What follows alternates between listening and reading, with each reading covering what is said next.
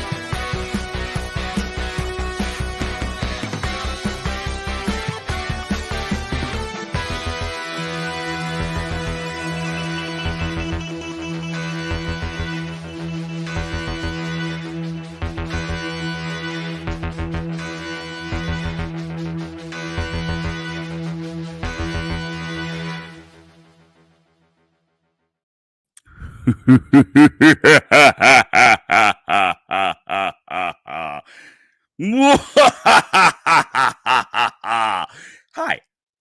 Welcome to The Legend of the Traveling TARDIS, fellow Whovians. I'm your host, Paparazzo Dave Chapman.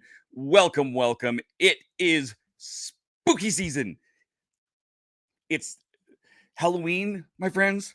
Halloween is not a day. Halloween is a season. So welcome to the Halloween season.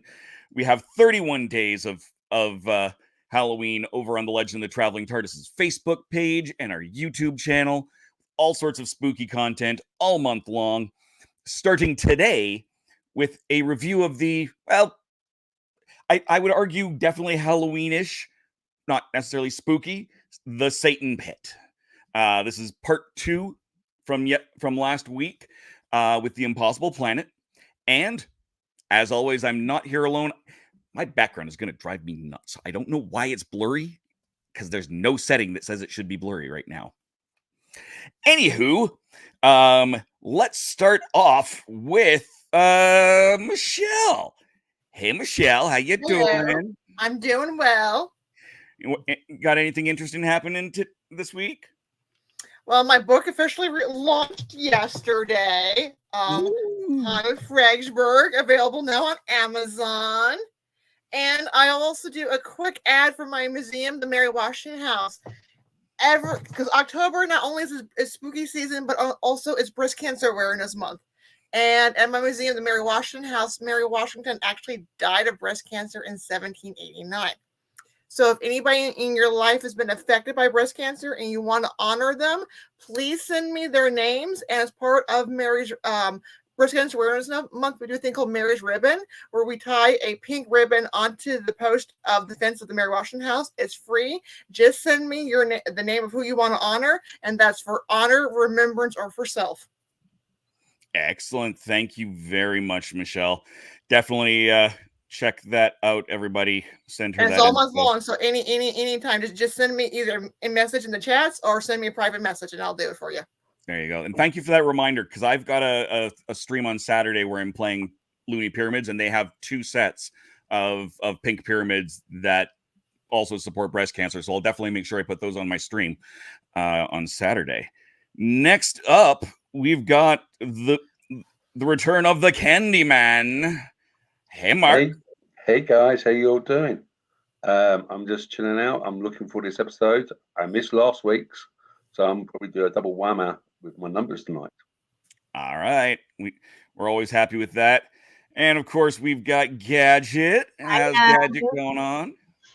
Everything's okay and stuff. Like I said, still promoting the books and especially the kids' book. Like I said, anybody who has a learning disability, autism, dyslexia, any see where it kicks in and everything, this book is for you, because it helps if you just want to learn how to play a game, if you feel like you're being left out. And this was about my trip to England and did I find love, adventure, and did get to see a few Whovian events and everything, but we'll go into more detail maybe on another topic of this and everything one day on another show. But more so this, I would rather, because I want kids to have fun, you know, and some adults, because no one should be left out. Exactly. Mhm. And speaking of leaving people out, let's not leave out Christian. God. That's how we do segues. No, I'm not the last one because we got a special guest on tonight. Dude. Then we will save the best for last. But I meant, wait a minute. There was a note here. Yeah.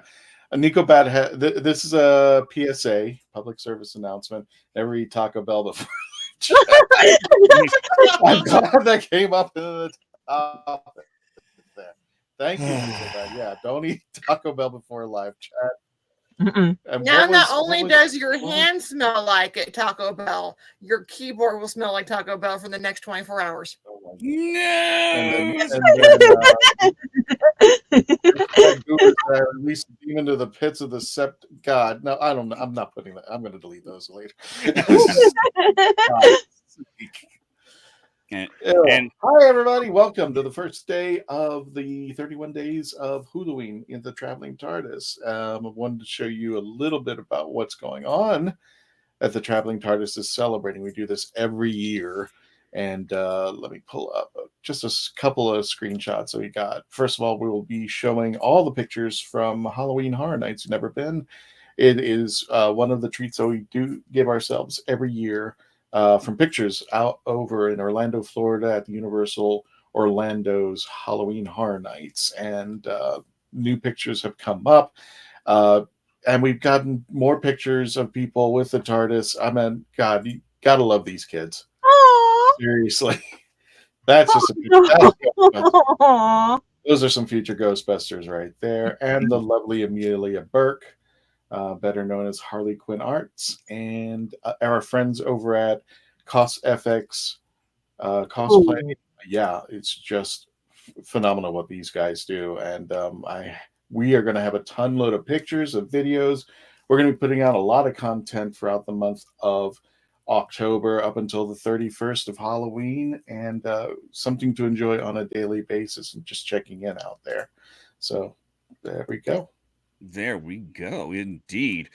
I'm just trying to find something on my end, but I will give up and go and pop back over here and bring on our special guest. What I was looking for is our Traveling TARDIS cat alert overlay. It has vanished since Yeah. it is gone. But our guest doesn't know that. So welcome, David Cole. I was looking for it because I noticed you backstage and your little fur Yes. friend was running Yeah, around. Charlotte was coming to join me, help me out, because the whole special part of special guest can be taken various ways and should be taken in all of them. It's very true. Introduce yourself real quick. You are a writer, creator, and super genius. You have to say it properly. Good. Super genius. And yes, just a guy who likes to combine my favorite activities of sitting and looking at things and then commenting on them as much as possible. That's about accurate. Yeah. I've known Mr. Cole here for a very long time, and yes, that basically is him in a nutshell. Okay, then we got it. As all of our special guests. When did you start watching Who's Your Doctor? All right. I started watching. Good Lord, Matt Smith era. I did. Well, I started watching as a kid with my grandfather watching Classic Who. The new Who, I watched Chris Eccleston, missed David Tennant, who became my favorite Doctor until Capaldi. 12 is my jam. I love David already. We're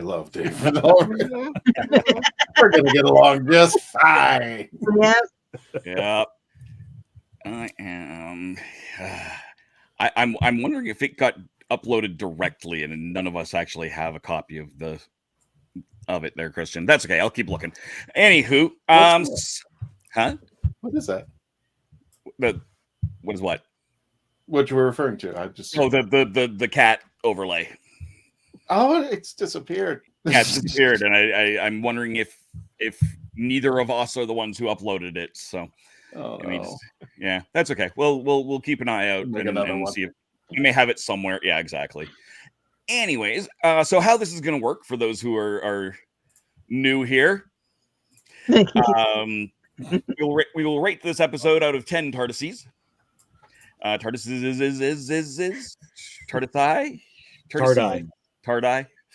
Yeah. That's hurting me. This is the real reason I brought him on. just to drive Christian crazy. Or and then we'll go through dyslexic speech. He's in my book. We'll go through. Let's just start this off with Michelle. What do you give the Satan Pit? I will give it a 9. It is a satisfying conclusion to really a great set of episodes. It really delivers on the premise of the first episode, and it's really great fun. Excellent, Mark. Okay, so I'm going to give you my last week's score, which I'm going to give it an 8.5 because I love my points. But this week I'm going to surprise you. I'm going to give it a dead 9. No point once. This is quite amazing for me. Dead. Dead 9. Oh boy, Gadget. What about you? I was going to give it a devilish 9. A devilish 9. Yeah. Yeah, it was very interesting, especially when it comes to belief systems. Yes, that was an interesting bit. And Christian. What? Oh, what did I give it last week? It just bounced up and down. A 9.999 something in there. I'm going to do this. It's a combined 9.9999 for Satan Pit, a combined 10 for both episodes. Ooh. Uh-huh. I'll explain how that works. So, all right. And Mr. Cole. All right. Then I'm going to be the odd one out. We know where you live. I do. Indeed. For Impossible Planet, I'd put that one at about a 9, but Satan Pit, I actually put it at 8.5. All right. I don't like this one as much as the setup. That's fair. That is fair. So yeah. As usual, I will not give you mine. I will give you mine at the end, and we will start with the bottom of all of this, which is, of course, oddly enough, our special guest David Cole at 8.5 is the lowest. What the heck? Dave Cole, give us more. What hit? I will say that I bumped them up because I've never particularly liked these episodes in general, but this time watching them, I appreciated them a little bit more. I was paying more attention to the thematic flow through of things like it's all based in faith. Everything the core concept is faith. Rose and the Doctor having faith in each other is the resolution to all the problems. The endless mentions of faith, the Doctor's faith in humanity, and that being the source of his great love of humanity, his enthusiasm. But the one big thing for me, and I know that this is a very common thing in Doctor Who, but the Deus Ex Machina was a little too Deus Ex Machina for me. The TARDIS being there with no setup, no reason, it's just there. And there was they had to get rid of it. So yeah. It's like, get it out of here. So that's the big thing there. But there are a lot of really great things about the episode that I love. I love The Ood I'm a huge fan of, and seeing them, and not only seeing them, but then having that be, or they're laying the groundwork of, well, they're layering on the Doctor's guilt about not being able to save his people, as well as his guilt at what he believes he did, which has been hinted at heavily through the first season and into this one. And then he's unable to save them, which sets him up for later episodes. And that's that's the thing I like most about this episode, is how much it sets up future stuff. With that, I mean, the Beast specifically mentions the killer of his own kind. We're not sure if that's a lie or if that's or if that is actually what happened. I loved Rose taking charge. That was all great. But I'm not real big on anything on religious symbolism, that kind of stuff. I kind of feel like that's beyond Who for me. So, all right, that makes sense. And yeah, no, that's this is why I asked you on, because you make such good points. Thank you. And now I have to figure out who the heck goes next. There's Gadget's 9 and Marcus 9 and Michelle 9. Michelle, what did you give it last week? Do you remember? What did we do last? Did you give it 8.5? What? Or 9? Oh God. Why don't we do host? Oh, we could go. It was a lifetime ago. We were really kind of. All right, we'll roll a die. Oh, you're gonna put back fuzzy home and have a dice giant on. die. No, he's putting fuzzy dice. And in the meantime, give us your number while we get a number from Dave. Give us your number 1 through 10, 1 being bad, 10 being good, and all the numbers in between, and tell us why you like yours. It went all the way like across the basement, but because of the size of my face, I can still see the number, and it's 1, which is a low number. So we'll go for the person who is low in the screen with Gadget. Oh God, you're asking the witch right here, huh? Yeah. Well, I gave it a 9 because it tested your beliefs. What do you believe in? What is your destiny? What is your faith? What do you give a name to give it power? Because in Wicca, you give it a name, you give it power and everything. So like he was saying, I believe that you're a beast, but I don't believe you're what you are. And that your thoughts can escape. Now, a thought's evil, or, your conscious and everything like that. Could that be part of what made it the beast? Because it was bringing either knowledge or it was bringing chaos to the people? Because we don't know the whole history, because the Doctor couldn't decipher the language and everything. Otherwise, this episode would got a 10 if we could have figured out what they were saying in the message and everything. But it just depends on what you believe and how you believe in yourself and everything. And if you believe what someone tells you to be true, could that change your belief in how the world sees you? Are you the bringer of darkness, or you're the bringer of light? Yes, I am. Think about it. What was the Doctor? Was he the bringer of darkness or the bringer of light? Does he bring light to the people he saves, or does he bring darkness to the planet he left? I bring candy. Like I said, as for me, like I said, with Wicca, you believe you give it a name, you give it power. But also what got me curious was, like you said about the TARDIS and everything and stuff. You gotta remember, there was a little thing attached to it for a while, and that's what confused me too, because I was thinking, was it really something else talking through the Ood, and it's a beast that cannot speak, and that was the voice of something else relaying the message, because they were both beasts of the pantheon, because he did mention that and everything. So I'm wondering if that's how the TARDIS ended up, because he goes, you know what, I did my little thing, let's bring the TARDIS so that he can get out of here, and then continue putting things were into place for the seasons later and stuff. I that's the first time I've heard it pitched exactly like that. I assume you're talking about Sutek. Yes. Being the same. But I didn't know how people would react to me saying that. But that's an interesting take on that. That it Nice, was Edward. Sutekh in control of all of the Ood, not the Beast, and the Beast was just a beast. Mm-hmm. I've not heard that take on it before, and I like that. Mm-hmm. Because think about it, if you look at the way he was speaking, it sounded like the way he spoke to the latest Doctor and everything. And it was the way, how did he know who was the Destroyer of Worlds unless he was attached and watched everything?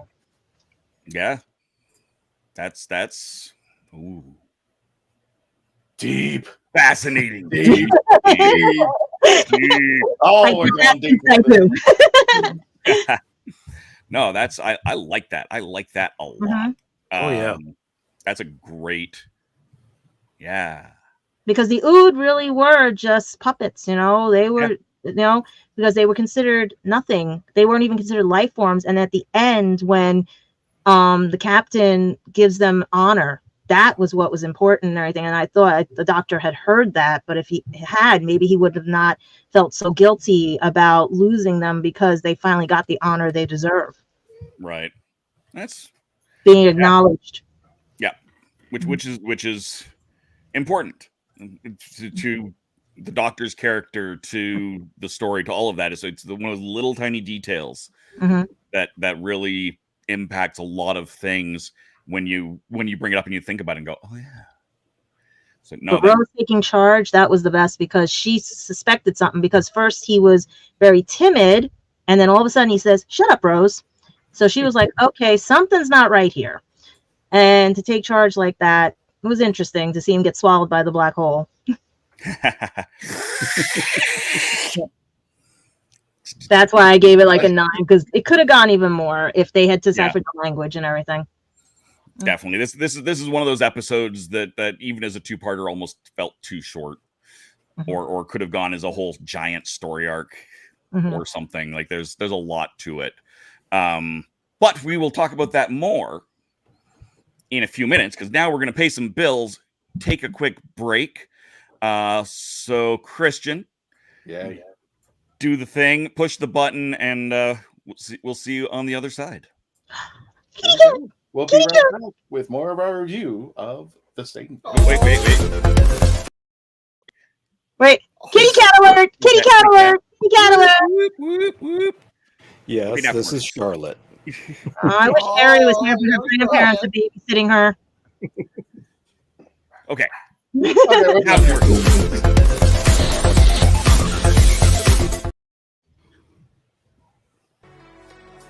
Are you a movie nerd? Do you collect VHS, DVDs, CDs, records, and so much more? Are you looking for clothing from 1940s to 2000s? Do you need cosplay or themed outfits? Come to Ducky's Vintage. We have it all for all budgets, located at the Oviedo Mall right off of the 417. Ducky's Vintage, for those born in the wrong decade. Hey everybody, welcome back to an all-new X's for Show, your premiere show for streaming media content. A great creative team and a great concept that is years in the making. That's certainly one of the interesting things about this as a program. Hot names, even hotter ideas. The silliest version of every single one. Hot names, even hotter ideas. Everybody is so even-keeled. That is a nonsense thing that you just said. I'm not wrong. I've seen all the films. I get what you're saying. I hate it. It's really ugly to call that a genius on air. Nobody screams at each other and goes, I will fight you! Wow, what a great moment for our show. Truly, we did it. This would be a great jumping on point for you. 2,000 episodes in. Every weekend and Wednesdays. Shows no signs of stopping. You can check the show out at X's for Show. Come on. I mean, we've got a show, baby. Just, you gotta trust us. It's gonna be good. We are a touring acoustic duo crashing kitchens around the country. We go from house to house every Friday night, and we create music, we create food, a good time, we stream it live, and we do it for free. So now we're just really kind of like trying to develop it and build a community group that people believe in, then they'll help us. So we played from our rehearsal room, we played from the bathroom, thankfully that didn't catch on. I probably played guitar in my room, not for anyone, in front of anyone, nobody heard, for probably about 10 years. And then one Friday night, we played from the kitchen. Did I see It's the main place people want to be. It's where the food is, it's where the drink is, it's where the best lighting is. You can go to any party and I guarantee you, the kitchen is going to be popping. Our ultimate goal, I think, would be to crash kitchens every Friday all around the world.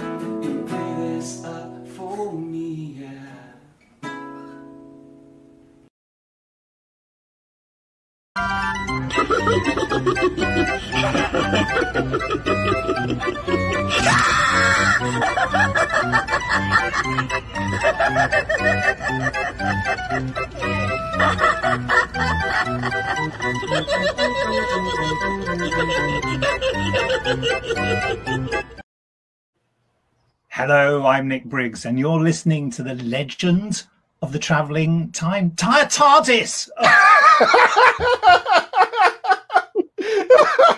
You say Traveling Time Lord. Do it again. Just do it again. Just for the Okay. Just for the sake. Go ahead. Go ahead, Nick. Hello, I'm Nicholas Briggs, and this is the Legend of the Traveling TARDIS. Welcome back to the Legend, the Traveling TARDIS, folks. My name is Christian Basil, the showrunner, and my good friend Paparazzo Dave Chapman will be hosting this show. We got Gadget, we've got the Candyman, Vampire Man. We also have Michelle from the TARDIS Archives, and our special guest, Dave Cole. Again, this is the 31 Days of Halloween. What are you laughing at? This is the 31 Days of Halloween that'll be taking place over at our YouTube channel and our Facebook page. We're going to be putting out content daily, so please check it out there. Also, we want to give a big thanks to everybody who has supported us over time. Yeah, we hit that goal, but now we've hit this goal. Thank you to all 33,821 of you subscribers, and according to my good friend Gary at Nerdrotic, the 40% who've yet to subscribe. Please help us out. Yeah, get those numbers up, and please, we want to thank all 33,821 of you that took the time just to hit that subscribe button and said, hey, we'll go give this show a chance. And speaking of giving a chance, in 5 days from now, we want to wish, well, I don't know how to put this, Dave, but we want to wish us a happy birthday. On October the 6th, 2018, the day before Jodie Whittaker premiered as the Doctor, we premiered for a 30-minute audio only on Krypton Radio. We did an episode talking about our predictions and what we thought about Jodie being the first female Doctor and being the 13th Doctor and what it meant for everything. Flash forward to the date in 2024, and so many episodes we've lost. I don't even number these damn things anymore, Dave. I used to. I was just like, you know, I give up. Let's just give up. So, yeah, on October 6th, 2018 is when we premiered, and this will be our 6th anniversary. We didn't start YouTube until January 21st, so we were 3 years in already before we hit YouTube, and we're going in our 4th year now. Speaking of years, are we reeling in them? We want to wish our good friend Ian McNeice, who played Prime Minister. Why my brain is just farting right now. Winston Churchill. We want to wish him a birthday. It is tomorrow. And for those of you who may not be familiar, wish him a birthday. Wish him a birthday on tomorrow on October 2nd. And for people not familiar with the Traveling TARDIS, even though that some people may not be part of the Whoniverse, as long as they made contact with the TARDIS, we want to wish Karen Allen of Indiana Jones fame. Her birthday is on the 5th of October. So anybody comes in contact with the TARDIS, they get a birthday. That's all I'm saying. So Nick Briggs, you haven't touched it, so we ain't giving you one. But Nick Briggs got a birthday. Where was it? Somebody moved it. It's gone. Oh, I didn't know it. His birthday was a couple days ago. No, wait, it's gone. It's not even here anymore. Okay, maybe I'll pull it up. I forget which day because I had it labeled, but both Cindy Morgan, who passed away a while back, I'll try to see if I can find her picture, and Nick Briggs shared the same birthday on the same day. So happy birthday to everybody who has shared in being part of the legend. And Dave, take it away. That's not me. That's definitely not me. It's also not me. Mm-mm. Charlotte, are you barking? Oh, that's my girl. That's one of my girls. Okay. That cat's confused. Thank goodness for headphones. Yeah, my cat's next door at Grandma and Grandpa's. But yes, we are back. And where are we in our numbers? So Gadget went. So I guess now it's Michelle's turn. Yay. Because we're gonna take I'm gonna take Mark's 8.5 from last week as the low of the. I suppose I should have done the opposite. Oh well. Anyway, yeah, it's Michelle's turn. Monkey. Again, as I said, as enjoyable episode. I thought it because this one problem was something to New Who. It doesn't. The first episode sets up and it doesn't deliver on the second episode. And I think this one actually did deliver. I understand why some people don't like the religious aspect of it. It's not usually my favorite when Who gets into it. I think it handled it better than it did like when we saw it in Boom. That was very sloppily done in Boom of bringing in the religion. Again, it's a satisfying episode. You do feel sorry for the Ood. You definitely, and the understanding of the Doctor can't save everybody and the guilt that incorporates. Again, as I said, it's just really enjoyable two-parter. It's one of those things is where it doesn't feel like a two-parter. It moves very quickly. So I enjoyed it very much. Okay, there we go. Somebody give those Ood a sock. What? They're like house elves. Oh yeah, they made other house elf jokes about it. So God, they needed big floppy ears and to give them a sock. They do because they're not really evil. They're just in a bad position. Yeah, they're just living, breathing puppets. Mm-hmm. They're slightly smarter or slightly dumber cows with opposable fingers. I go smarter. I ain't gonna say one. I ain't saying anything more. As long as you don't have an Ood on the loo. That's fair. That's fair. So let's go to Mark, and you can kind of give a little bit of your last week overview. So you gave the last one 8.5 and this one 9. Yeah, I'm the complete opposite to everyone here. I actually like Doctor Who and religious stuff. One of my favourite episodes happened to be Damon's with John Pertwee, Pyramids of Mars with Tom Baker, and Curse of Fenric with the 7th Doctor. And the thing I like about the first one, the first episode, is it's set in space.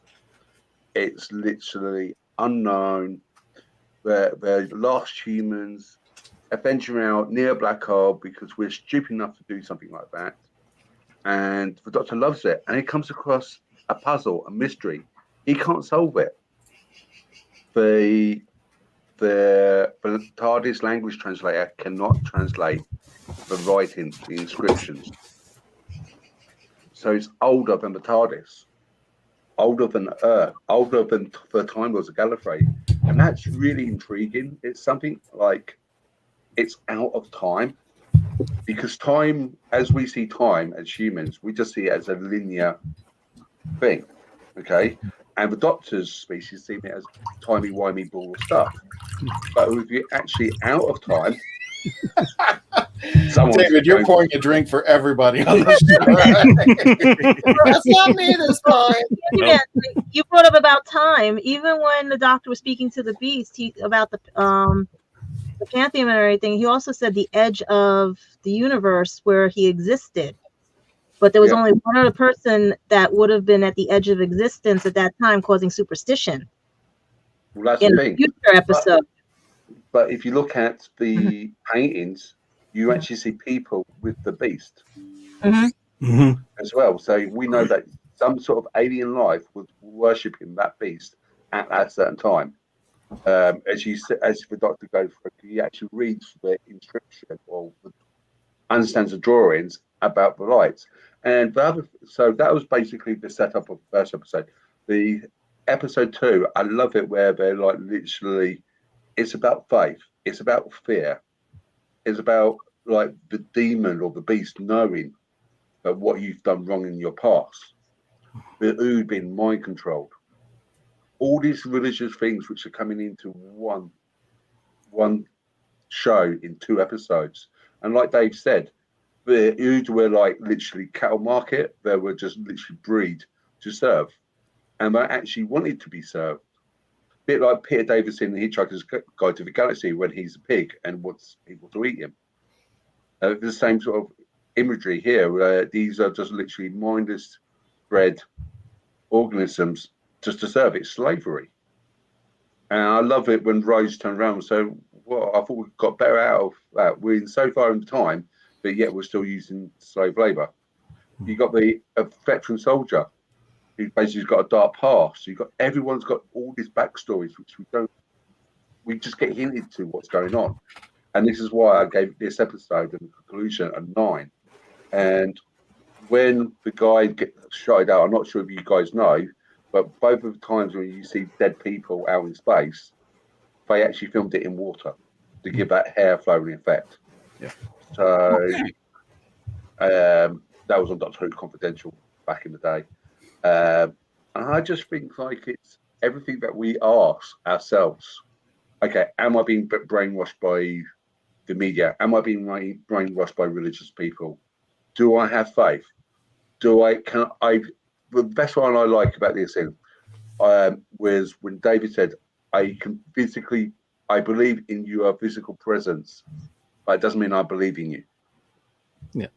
Mm-hmm. And I think that is such a cute things we basically do.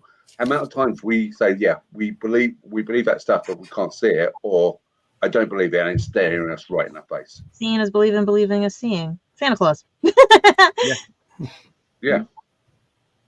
And I think that's my take on it. I think it's a very, very good episode, very, very inside with Doctor Who, with watching all the previous classic shows with when it deals with demons and deities.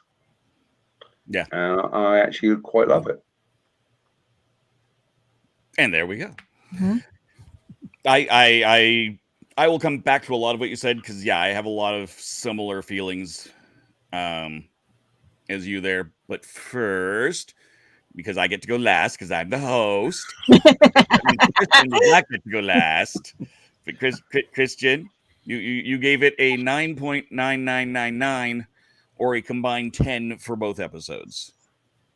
What gave it a 10? What's Uh-oh. You lost your voice. You're on mute. Well, if I give it a 10, the reason why is you needed both. They complement each other. And what I loved about this episode, I think first and foremost, it is the betterment of what Classic Who was now taken to the next level, bringing it up today. Because religion came into it, which can be a very, very dangerous path to walk. And I think Matt Jones, the writer of this episode, walked it very, very well. And we could have taken this either way. We could have said, one religion is good or bad, but no, he left it oblivious. And I think that's what the best of sci-fi does. It doesn't say one is good. I mean, it doesn't say, not one is good, but this one is right, this one's wrong. And take it, it shows and puts everything on the table. It's almost like a poker game. It's a Texas Hold'em game. How it plays out, in that episode is how it plays. But it never really says, okay, this is right and this is wrong, or this one's correct and this one's incorrect. It left it up to the viewer to go, oh, okay. And especially now that you've entered Doctor Who into this kind of realm in religion, where he's in a position that he can't control. He's reading texts that he can't read. He's on a planet that doesn't make sense. And he's dealing with a reality that goes beyond him. And he's still the Doctor. But it is a story of faith, because in the end, it's Rose that it's his faith in Rose that gets him back on track.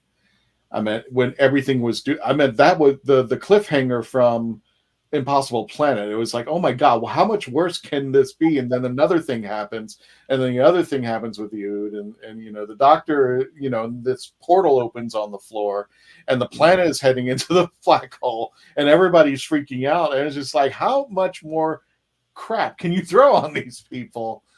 And I was like, you can resolve this in the next episode, and for me, it worked. Not only that, I think it's one of the most scariest episodes of Doctor Who to this day. I think an appropriate thing that we start the 31 Days of Halloween with the Traveling TARDIS, that this is the episode that we're reviewing, which really questions religion, but it doesn't. I think the best sci-fi does not tell you. It shows you. It tells you, here's everything that I know. What do you think for yourself? The one example I've always pointed to is was it The Worth of a Man? I forgot. It's the Data episode where they were planning on tearing him apart in Star Trek: The Next Generation. But one of the things that I actually appreciate, now of course they got to save Data because they got to have the show go on and the character. But one of the things I appreciate at the end of that episode was that Data didn't go over to the guy and try to beat him up or say, what a jerk you are. He goes, I'm fascinated by what you're accomplishing. And he didn't tell him to stop, or he didn't tell him to cease. He goes, no, continue your work.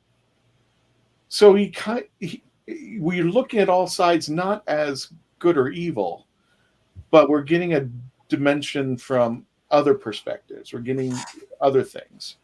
Is the Doctor good or evil? And all these people, are they good or evil? Usually when it comes to religion, it's not, what was it, that movie? I can't remember. There's always that clip that I see with Morgan Freeman, who, and I think it was the other movie, not the Bruce Almighty, but the other one.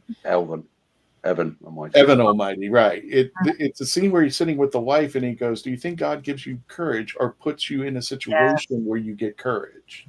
Is God give you, faith, or do you get into a situation where there's faith? And I think when you really, really take the shovel and dig even deeper, there's a lot of stuff in here. And that's why I love this episode, because it is an episode that you can continue to explore and not get a straight answer, but you're willing to think. And I think that's what sci-fi does. It allows you to open your mind to possibilities that you would have never considered, and reach into your brain and go, okay, I'm just showing you another perspective. And that's why I think this is the perfect episode from beginning to end. It walked a very hard path, and I think the writer did an excellent job of having the Doctor walk that path with the viewer. And I agree with Michelle. I was trying to find, let me see if I can find that. You had written that, I think this episode handled religion better than Boom. Because it mocks those who were faithful in Boom, and then in this one it says we're not going to discuss which is correct or not. Mm-hmm. I actually saw you guys saw, I heard the word cattle, I heard the word mindless. I actually see the Ood as being more of, I'm trying not to say a bad word, but a following. And they were corrupted to follow the beast. But originally they were following the humans because that's what they knew. This was their paradise. They lived to serve. But now they were tempted by the beast to become this evil sect that they didn't understand. And I think if you look really carefully in that, you start seeing aspects and discussion of religion, whether good or bad. Well, it's the parable of Adam and Eve. Well, there's always that stereotype of mindlessness. People are following, God, and some people see that as just mindless people. But do you really know that? I had a religion teacher that said religion was like languages. You could say mommy, daddy, and every other language. It still means the same thing, love. So this episode really digs deep, and that's why I like it's not a fluff episode, and I'm not making that. It's something that you discuss, just like the worth of a man.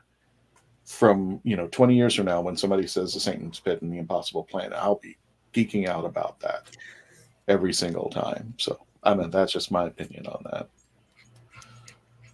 Well, there we go. No, and I Measure of a Man. Thank you, Dan. Measure of a Man. There we go. No, I think the best version of is the God really a bad guy has to be Bob the Devil and God. Oh God. Why? Because this was a brilliant show. It's due. I love that David show. in good was it Good Intentions? The same way David is Kind of, yeah. Yeah. Very much a similar, different characters, but similar vibe, yeah. To Good Intentions, yeah. Or Good Omens. That's what's called Good Omens, yeah. Good Omens, yeah. Dave, we I used to sell that book so much. Yeah. There's a tarot card set too. I don't know if I bought it yet. Dave, would you want to turn over to the chats a little bit? Yeah, please. We got some people. Jim basically says 9 out of 10. Mm-hmm. And he adds, would have been a 10, but nobody saved the Ood. I actually think that was an important climax to the story. To me. Because of the following, and then they turned out that they, after everything was said and done, they ended up, regretting it or, being killed off. And like I said, I'm trying not to insult anybody or your belief. I'm just saying that this is what I saw in this episode. Right. So, Tom says, Tom's doing math. I don't know why. Tom's doing math. It's maths. All right. He says a 9. It's doing maths. Maths. It's not plural, it's math. Method. Nico Bat says, I give this episode an 8 as well. I love the doctor's speech about faith, and Rose surprises everyone with a heroic class move. Yeah. Where is it? Some of these pictures didn't make it through, but I got this picture. Yeah. Oh my God. That's the mark of the beast, ladies. That is. It took a long time in makeup to do that. That must have hurt. I think they just got a Sharpie. You did that. Nobody's got lines on them, right? Nobody's got lines? Mark, you did that. There's a typo in there. I can tell. Just check it out. Make sure you have no lines on yourself right now, because I don't remember something. Exactly. That's a silence. This reminds me of the I don't want to say the failed mummy, where they were. I remember they were.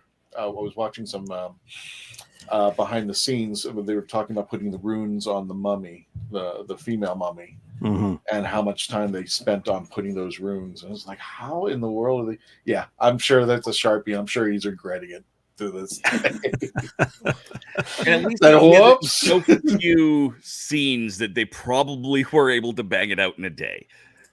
Because that in being the continuity person and looking at that, you're just going, yeah. I'm sorry, the one squiggle is a little too far over to the left. Yes. Wait, I have some lines on me. Uh-oh. Something came to visit. I have lines on me. Yeah, we don't know. I don't know what the hell you're talking about. Behind that curtain. What's behind that curtain? I don't know what happened. We just went to show that, and I end up with this. What else we got? Roger says 9.6 of 10. The CGI for the beast or the devil was amazing. And as Tom pointed out, Rose's going back with a spaceship to rescue 10th Doctor as a crew member was awesome. So, and he continues, is it too late to rate the episode? Christian's pun and yes, yeah, it's too late, Roger. We've gone too late. Full of the holy water for all of you guys. Back. They'll never. But see, as a certified pedant, I have to point out it should be 6.16, which is the actual number of the beast in the oldest existing Bibles. I thought that was Nero's address. Wasn't it supposed to be like Nero's address or something? I know that's one theory. It's one of the there have been a number of theories, but I do know that that there were a number of extant Bibles they found that were 616, and they just typographical error. The oldest one we have at this point right now is they discovered one that couldn't be. It's 616. So I get all pedantic about that and like stupid Satanists. Wait a minute, David, have you ever seen Red Dwarf? Of course. Yeah. Wait a minute. Do you remember the episode at the very beginning? There's a newscast, and they said they found the missing page in the Bible. Oh, that do you remember that one? Yeah, vaguely. There was a page missing in the Bible. They found it, and it says, "To my loving so and so." The characters in this book are not fictitious and not necessarily real. But the thing is that I consider myself somewhat of a man of faith in my own right, and I can laugh at that because that was funny as hell. Yeah, that was, and it's something that I think everybody, everybody tries find their own path, find their own way, and it's not an easy task, and we have to do it together as 7 billion people on one planet. So.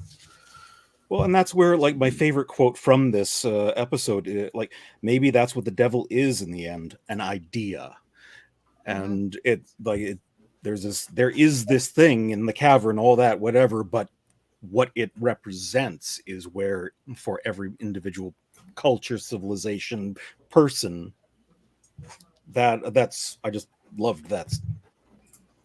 So you could also take this from this episode, also taking it from a Plato/Socrates sort of thing, like in the cave in darkness, where you can just see images of the flame behind you, and what you see in the cave is not actually reality; it's just an image.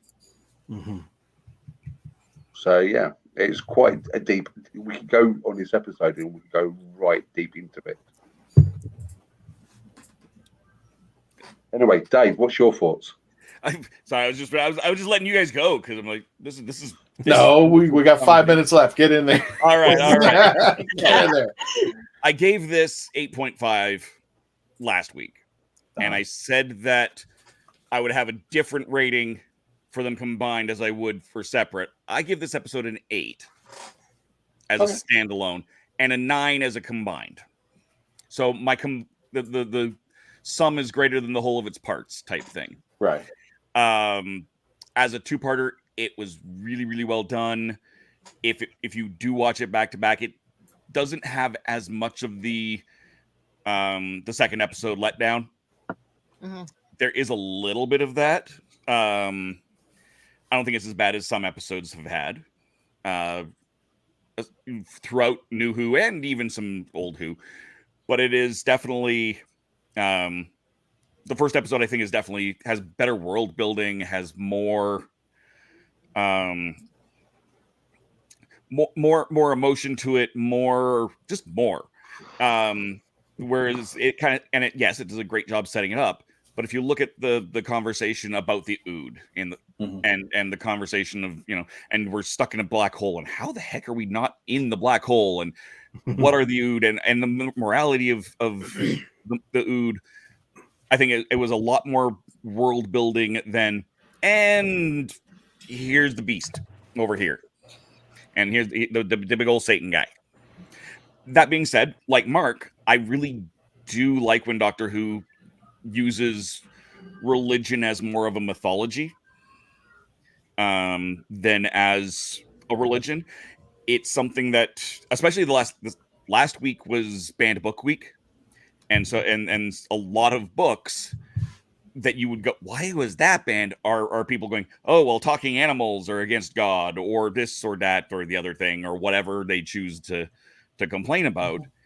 Just take it as, this episode would drive those same people insane, worse than Care Bears. I thought we were talking animals, and don't go about Care Bears, because that's another religious thing. It's a whole nother set of things. Yeah. Oh no, Care Bears are smut, and they deserve to be burning in hell. They are hell. Cinderella, then. Cinderella. My favorite is the Simpsons joke. Are you a Care Bear? No, I'm an intensive Care Bear. Yeah. But no, I really did enjoy this. I think the CGI was definitely above average for the time. I loved how they handled the Beast. I loved the theory that we were talking earlier that it wasn't the Beast talking. It was always Sutak. I like that. I hope they. I am really curious to see if they bring this back next season, because we do know they are going more into the pantheon of that set of gods as relates to Doctor Who with season 2. I'm really excited to see if they do that, especially since the voice actor's 84. He's getting on. You're not going to get a lot more episodes out of him, even as voice actor. Get that in. If you're going to do this now. It's the will factor. Just get it done. They're going to James Earl Jones him and say, "Can we use your voice?" Yeah, honestly, they probably should, because he does have just such a fabulous voice. Yeah. So yeah, I think really what everybody else has said, I just kind of mirror all of that. I like give or take bits and pieces in there. But yeah, the second one, like I said, it just didn't have as much world building as I would like. If this could have been a 3-parter, this one could have been a 6-part serial. Like, there's so much that we don't know, not just the language, but the temple and the carvings and all of the stuff we see down under the planet. Well, it was Torchwood. Yeah, the Torchwood got a little bit of a nod there. Yeah, well, it was Torchwood Archives. Yeah. So you never know. Torchwood might have gone by then. It was just the archives. True. Yeah. One of the scariest scenes was from actually the previous episode, The Impossible Planet, and one that really freaked me out is when Toby's by himself. He's got the mirror, and he's hearing the voice right behind him, and he's being told, "Don't turn around." And that voice, like that scene in the moment where, how could you not turn around? Like you're going to tell, if you turn around, you will die. I would use the mirror. And this scene right here where the 10th Doctor is now taunting the Beast, and I do that. I literally put my hands up when I see him taunt the Beast. When he does, Oh, yeah. That was funny. That was funny. Like, I do that right there on the screen for no reason whatsoever. I will taunt the Beast too. Yeah. So, and that's such a 10th Doctor thing. It's such a David thing to be able to take that was an ad-lib blooper. I'm wondering. Yeah, I do wonder. There's so many things that he does that just no other Doctor could pull off in the same way, and that is in no way a disrespect to any other Doctor. Because every Doctor has their own unique thing that's uniquely them, and that's the fun part of also the character. And I also love forget what episode it is where he turns to him and goes, "Are you my mummy?" And that was an ad lib. Can we be serious now, Doctor? Yeah. Roger, what are you saying? Well, it's not too late for Christian to cosplay as Superman. Shut it. I do the voice. What? To an Italian plumber from Brooklyn. Talk to me, Luigi. If he knows what Italian, he'll know what that means. Well, the Italian plumber from Brooklyn who does not have an Italian, does not have a Brooklyn accent. He was a pro wrestler. Exactly. The best Marvel was Captain Lou Albano. Especially when he got to meet Elvira. Yes. Or Ernie Hudson. Wait a minute, who played him in the movie? Bob Hoskins. Bob Hoskins. Yeah, I have a British Italian accent. I love that movie. I almost think we should do just this. Here's a side gig. Let's just do a review on that movie. I'm ready to do some side B movies. Anybody wants to hear about that? And Roger continues, whoever the Beast is, it's powerful enough to keep the impossible plan from going to the neighboring black hole and ancient. It cuts off right there. I'm curious, and this is just an open-minded ended question. Do you think the Beast was in control? Or the thought of? In control of what? Of holding the planet there. No. because no, the doctor's. I'm with the doctor on where his theory is that is the perfect jail for it. If he tries to escape, he gets zapped in there. Right. He gets spaghettification in the black hole. Damned if you do, damned if you don't. Exactly. Okay. I'm with the doctor. The question is that's the case, who was his jailer? Yeah. And that's a good question. That's where it gets me, where he said about he was existing at the beginning of the universe when nothing exists. But isn't that where Donna and the doctor created superstition? And did the doctor actually seal him? I think that was the other end. You sure? I'm pretty sure they were at the end of the universe, not the beginning. Yeah, not the beginning. Well, if you believe that would have been actually kind of really interesting if that is the way they would have gone. Because then that's up Sutek, and then ended up being the. Well, no, I was going to say, if you believe in what my friend said, he goes, you really think about it in this world and how we've developed as the human race. Maybe one religion is not big enough for what we all believe in, and this is how everything pans out. He just going to thought of that. Maybe one religion doesn't justify it. You have all of them out there explaining. Not one's right, not one's wrong. But this is their explanation throughout time. And one is the children of the other. If you look at Judaism and Christianity, one is the child of the other one. Oh, they bleed into others, just like food. And then, it goes through different cultures. It moves around and becomes a product of something else, whether like rice, where it originated in China, but then it moved around to other countries and became something part of it. It's a game of celestial telephone. Exactly. No, I like rice. That's why I brought it. Yeah, but do you like the Asian side? But do you like the long grain rice or the fluffy rice or jasmine rice, basmati rice? Sticky. The stuff that they use for sushi.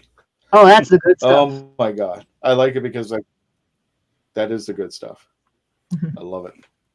Fabulous. All right, so why we're doing a foodie episode. Yeah, exactly. That's right. We do have a foodie episode coming up next month. Last year we did it on for Canadian Thanksgiving, which is next Monday, because Thursday, really, people? Monday? Yeah.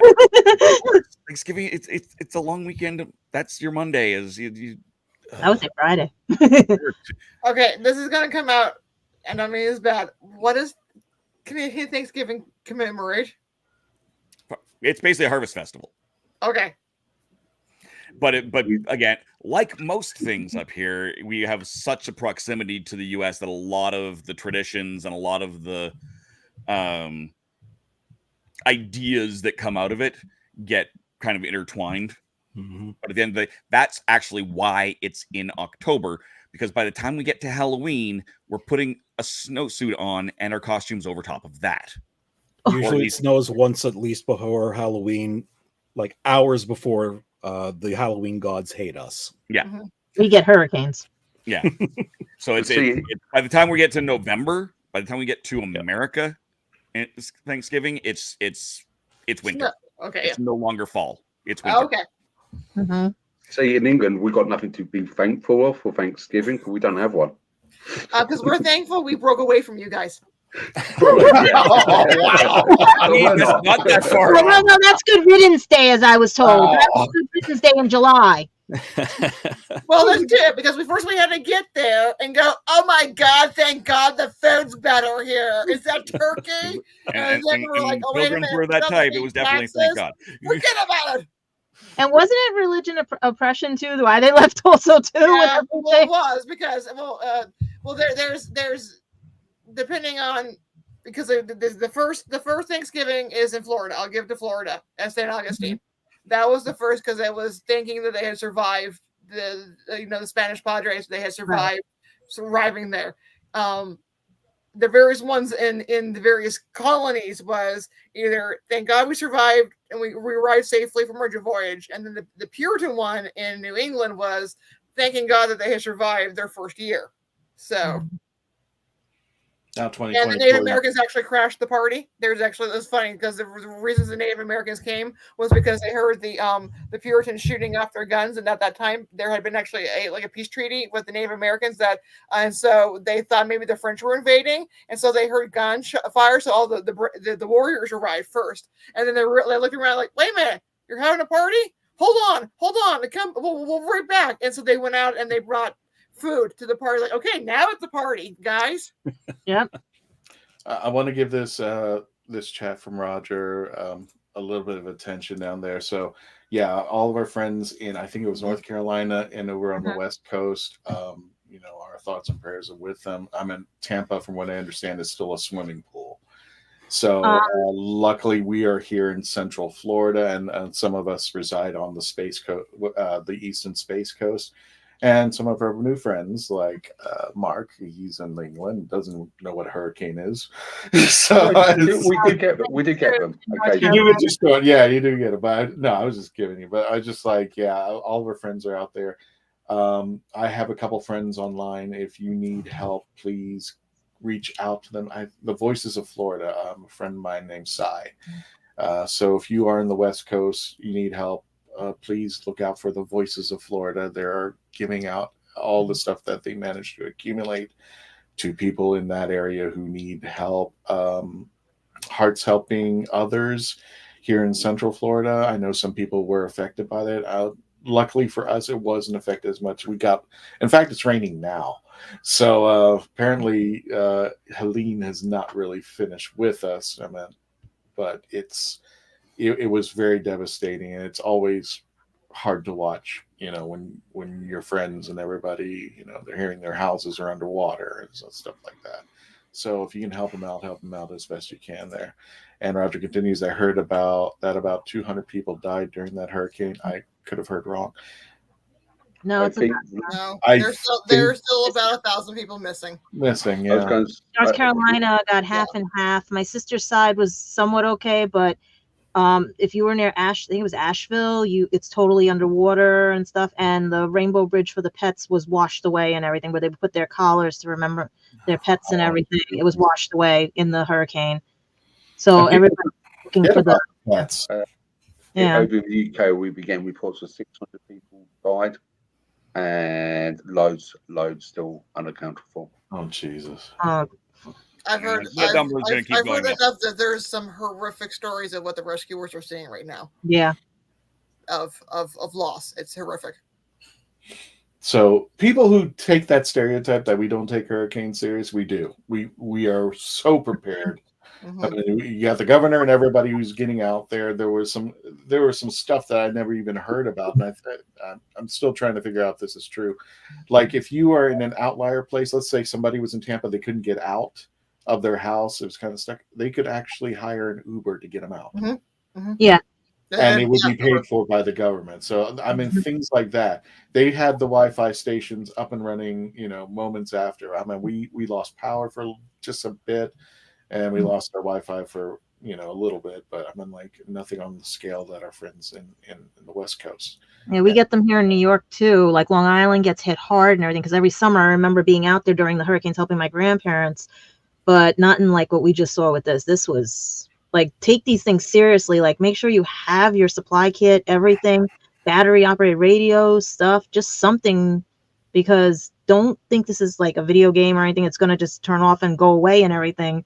These are getting worse. And if you don't know how to deal with it, you could be one of the ones that are missing right now. Actually, what's worse right now is round 2 is sitting in the Gulf, I believe, if I'm not mistaken. Yeah, I saw that one. Yeah, we don't know which way that's going. Keith or something, Hurricane Keith. Yeah, they're trying to figure out that one.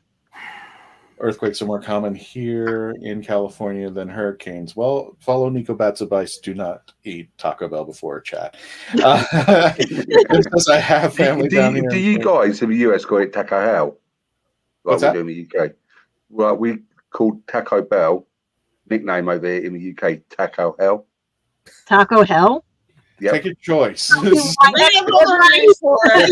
There's a reason why it's called Run for the Borders. But not yes. an actual border. Well, from San Diego, it would be like, So, do you trust a street taco from Tijuana or do you trust Taco Bell? And that street taco from Tijuana is probably a lot more better. Yeah. Mm-hmm. It's healthier by no standards whatsoever. I have a family down there. Well, all of our love and hopes for. Yeah, I have family in Florida too, and we were just hoping, and it just missed them too. Oh, it's Tyler Boy. Thank you for joining us. I think you're new here. First Doctor Who episode that scared me. Yeah. Mm-hmm. Yes. I mentioned that there were quite a few scenes. I mean, the scene where what's her name? Floating around in space. That still freaks The me out. 20-year-old. Yeah. Yeah, and that was Ida turns around and goes, she was only 20 years old. I'm just like, and that I actually like, and tell me on this, David, I like that because it kind of gave a projection to Rose and the Doctor again, because Rose is this young girl.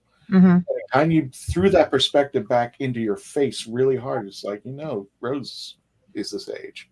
Yeah. It's going to happen to her as well. Michelle. Oh, I wanted to ask something about. I did want to ask something about the Beast. I kept watching in the design of him, the broken horn. I've seen that before, and I don't know if that was Dungeons and Dragons cartoon or if that was one of the other sci-fis that had done that, and they were putting so much to it. The broken horn. Hellboy's done it. Loki's done it. It's a pretty common. But where did it go? That's the part I want to know. That's valid. Somewhere out there's a big, an even bigger than the devil Viking with a horn. Yeah. No, thank you guys for walking through all of this. We're getting a little bit on with the evening. So let's do some hyping of all of the things. Gadget. What? I'm trying not to lose his hat. Yeah, that's why he went first. Yeah. You got anything interesting going on? Where can we find you? Well, usually Gadget Pendragon on Instagram, Facebook, YouTube, everything, stuff like that. You can pick up my books at lulu.com. So far, they even have a digital copy as well you can order, and you can also find them on Amazon as well. I use my Get Out of Jail Free card at New York Comic Con all 4 days with the Squishy TARDIS right over here. So, like I said, anybody that will be at New York Comic Con, you're getting your picture with Squishy and our little friend here and everything and stuff. I also will be at the Bronx Zoo Boo Lights, if that's how they're calling it, on October 25th. If anybody wants to also get their pictures with Squishy. And also on my birthday, November 1st, I will be attending the Nightmare Before Christmas Holiday Lights Walk event. Same thing, bringing Squishy along and hopefully bringing you guys along, because I'm trying to see if I can record it, because they are very strict at this one. The zoo's okay about things, but the one for the Botanical Gardens, you can't even bring professional camera equipment. So let's hope I can get at least some pictures or some videos for you guys.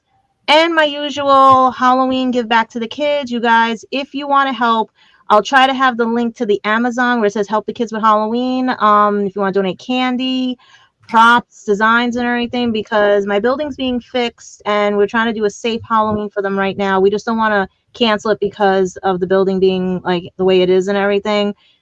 And hopefully, like I said, if you want a private, you want to send an email to the Legend of Traveling TARDIS to get my information, because the kids would love it. We do this every year since 2005 because I couldn't trick or treat during the 80s, and people did it for me, and I'm paying it back, because that's the best thing you can do is pay it forward and just keep moving forward. There we go. Mm-hmm. And that's good advice in kind of pretty much every situation. Mm-hmm. Yeah, Michelle, what do you have anything going on? Where can we find you? You can find me on Michelle L. Hamilton, author, and also a Legend of the the TARDIS Archives. The Sin Sphere will be coming back sometime later this month as Brendan gets back from his holiday. And you can find me at Amazon with Haunted Fredericksburg. And we want to give a congratulations to Brandon and his now wife. So husband. Husband? My apologies. My apologies. Sorry. I got that wrong, but that's fine.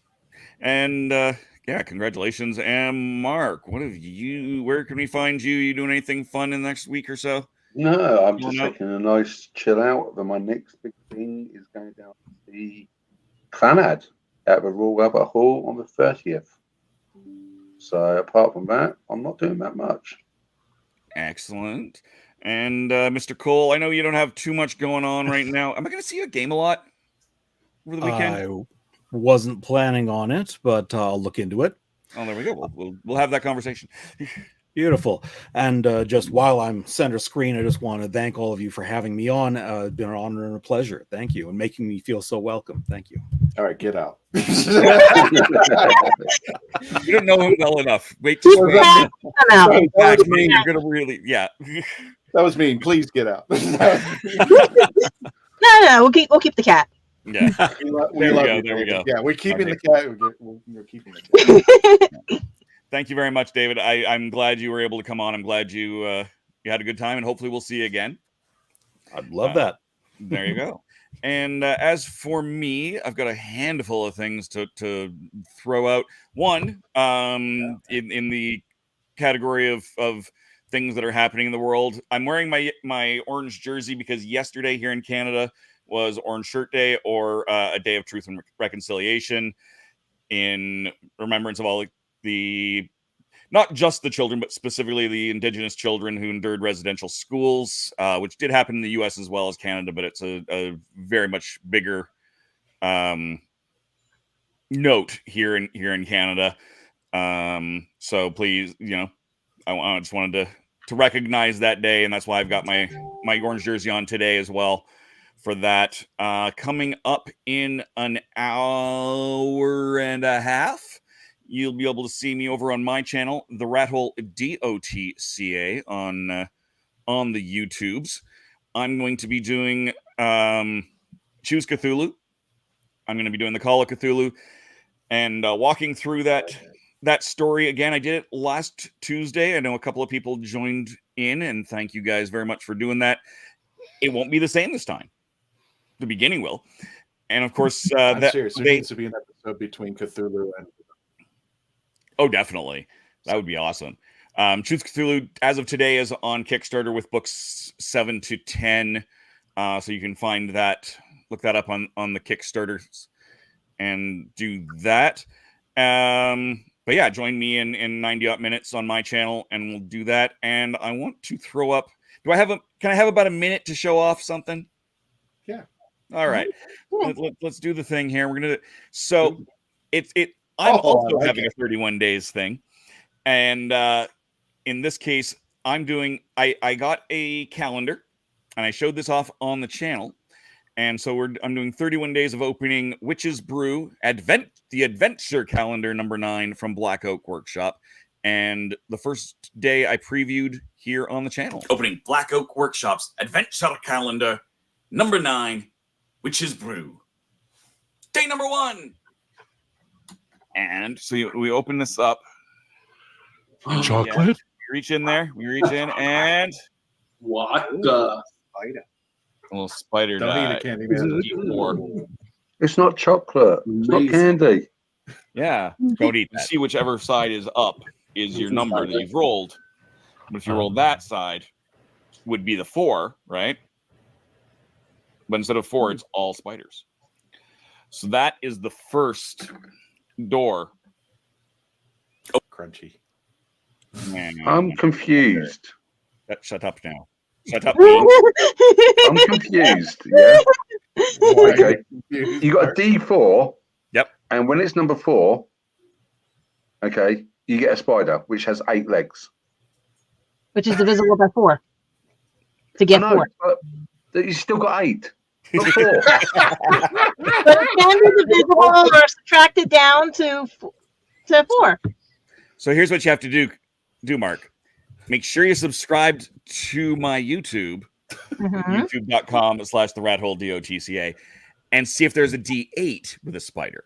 Would I'm going to be opening a new door. No math. You have to do maths. You have to do math. Damn, I hate mathematics. Yeah, I love math. I just can't read correctly. All these doors to open.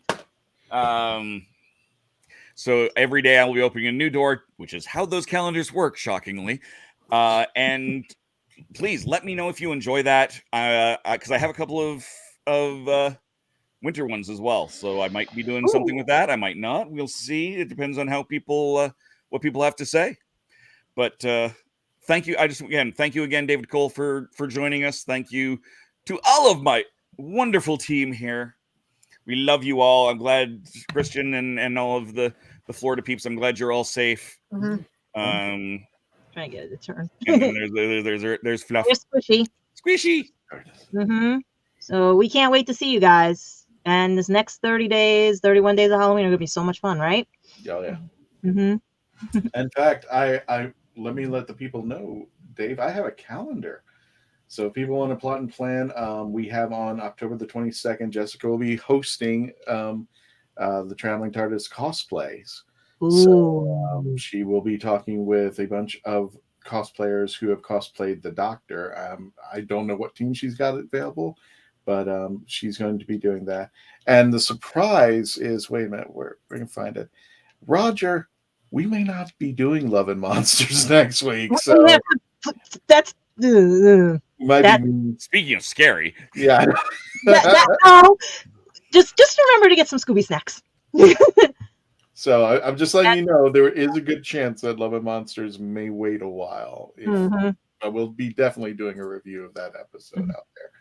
And where did the calendar go?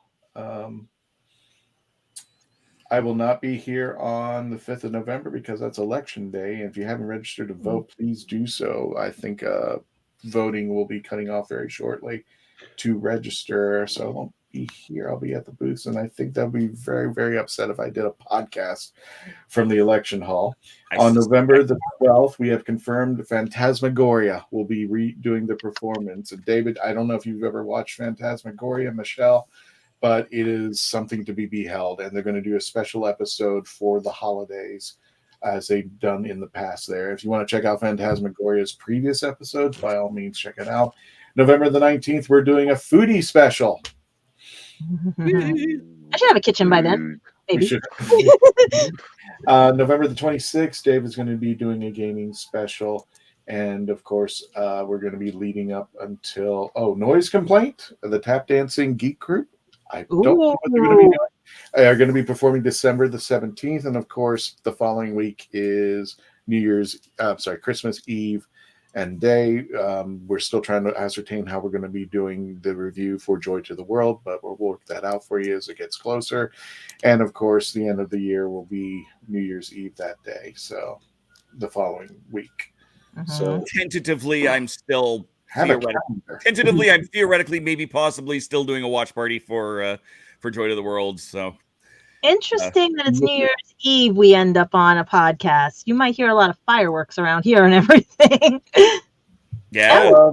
Our flag station, Sci-Fi Radio, they used to do a New Year's Eve party, which lasted for hours on their station. If you haven't checked them out, go to sci-fi.radio. Our friends over there, they play 24-hour geek music all the time, and they have special shows that they play, including The Legend of the Traveling TARDIS, on their podcast rotation. But I remember we used to have different radio shows that went out throughout the different time zones. So it would start with Eastern, and then we would bring in Central, then Mountain. I think that's the order, and then Pacific. From the different shows that were on out there. So it'd be nice if we could do it again. I haven't done it in a while, but definitely. Christian, did you say that election day is the 5th of November? Yeah. Yeah, it's also those Guy Fawkes Day. It is. Yeah, that's what I'm thinking. It's bonfire night that day. Treason. Let's not do this again. You want me to set a bonfire where I'm at? Well, I can't say what I'm thinking because it'll get us YouTube banned. Yeah, exactly. Let's just Yeah. That's monsters as well, guys. So if you want us to really review that one, you gotta give us time. Wait. Come out and vote. And make some s'mores. Yeah. Oh, that's a good one. That's a good one. We'll be making s'mores. It was like the old, I don't, because you guys don't have bonfire nights. So remember the 5th of November. No, we just have the comic book and the movie. Yeah, V for Vendetta. Yeah. Oh, there you are. Time I still scale. can't say what I'm thinking. Oh God, no. Oh. No, you have to say it now. No. No. We all know I'll the poem. We all I'll know the message you routine. later. Yeah. High time scales. So yes, again, I'll see you guys in about a 90 minutes or so. Who else we got? There you go. Do we have any more comments there? Please leave your comments in the comments. Link as we take off. We'll do the long video of there we go. Thank you for watching. There you do it. That's what I'm here for.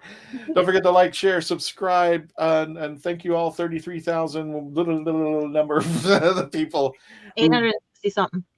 800 something. We all love you out there. We appreciate us just for the fact that you took the time to hit the subscribe button and give us a chance to become your Doctor Who podcast as we approach Joy to the World and most definitely. So I find another 66,600 more subscribers. That's the good challenge. God. If I can really hang up that damn thing in my, I'm gonna be like, call a governor, see if I can find it. Put some lights on there, like the little. Get some disco ball for like I'll have it outside in my yard, planted it. You use it as signal ships that coming in. Correct. I live by the airport, so I'll be signaling. Yeah, using the airport. Using it. All All right. You know what to do. I do. I you know what? I'm gonna let Mr. Cole. Could you please just say, "Take it away, Tony"? Take it away, Tony. And don't forget to say goodnight to Rose. Good night, Rose. Good night, Rose. Good night, Rose.